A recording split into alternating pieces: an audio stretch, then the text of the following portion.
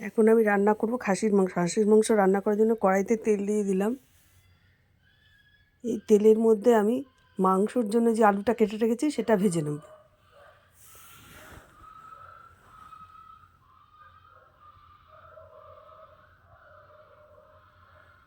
এর মধ্যে দিয়ে দেব নুন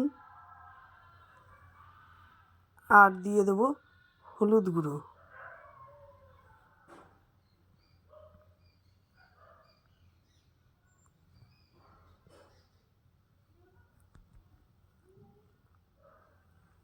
ভালোভাবে আলুটাকে আমি ভেজে নেব। আলুটা প্রায় আমার ভাজা ভাজা হয়ে গেছে। এবার আমি আলুগুলোকে আস্তে আস্তে সব তুলে নেব।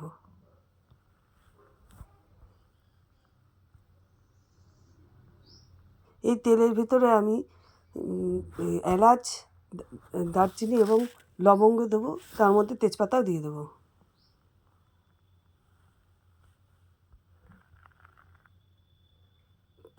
সামান্য একটু এর ভেতরে আমি একটু চিনি দিয়ে দেবো, যাতে খাসি মাংসর কালারটা খুব সুন্দর আসে।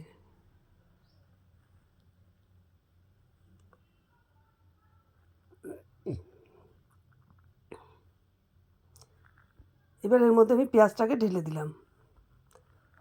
পেঁয়াজটাকে হালকা একটু করে আমি ভেজে নেব। এর মধ্যে দিয়ে দেবো আমি মাংস।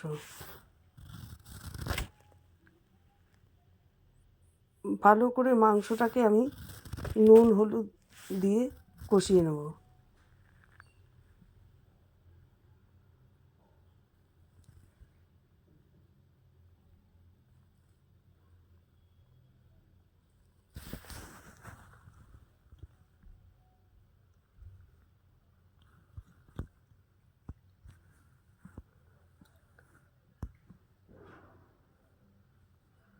লঙ্কার গুঁড়ো আমি দিয়ে দিলাম। দিয়ে দেবো একটা টমেটো, টক দই দিয়ে ভালো করে আমি মাংসটাকে, এর মধ্যে পেঁয়াজ আর রসুন বাটা পেস্ট করে রেখেছি সেটাও দিয়ে দিলাম। তার মধ্যে দিয়ে দেবো আমি আদা বাটা।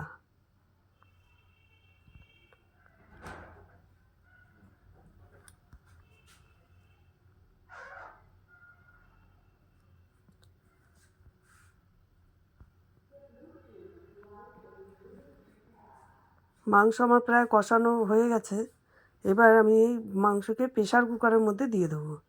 এই যে আলুটা প্রেশার কুকারের মধ্যে দিয়ে দিয়েছি, এবার মাংসটাকে আমি প্রেশার কুকারের মধ্যে দিয়ে দেবো।